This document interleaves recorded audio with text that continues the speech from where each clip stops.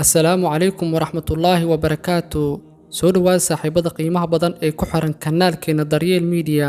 fadlan haddii ay tahay markii kugu horeysay ee muuqaalkan aad daawanaysid, waxaa si xushmad leh kaaga codsanaa inaad kanaalka subscribe noo saartid, sidoo kale muuqaalkan aad like saartid. runtii agtaada way ka fududahay, anagana qiimo ayay noo leedahay. mahadsanidin. waxaa maanta muuqaalkan kaga hadli doonaa casharada nolosha. waxaad tahay qof wanaagsan, waxaadna u qalantaa daacadnimo, waxaad u qalantaa wanaag, waxaad u qalantaa qof ku xushmeeya oo marnaba aan qalbigaaga been u sheegin, waxaad u qalantaa farxad inaad hesho, waxaad u qalantaa jacayl, waxaad u qalantaa qof inuusan si xun kuula dhaqmin, waxaad u qalantaa qof garabkaaga taagan mar kasta, waxaad u qalantaa nolol fiican inaad ku noolaato.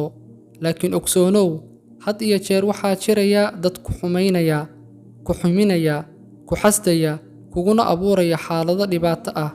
sababtoo ah si kastoo aad ugu qalanto wax kasta oo wanaagsan, haddana kuma ah qasab dadka kale inay kuula dhaqmaan sidaa adigu rabto. dadka dunidan ku nool waa ay kala duwan yihiin, qofba dabeecad gaar ah ayuu leeyahay.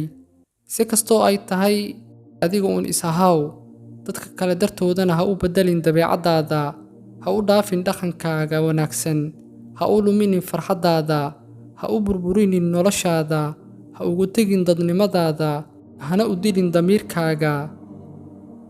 xasuusnow, adigu haddii aad tahay qof wanaagsan, muhiim ma ahan dadkoo dhan inaad ka filatid dad wanaagsan.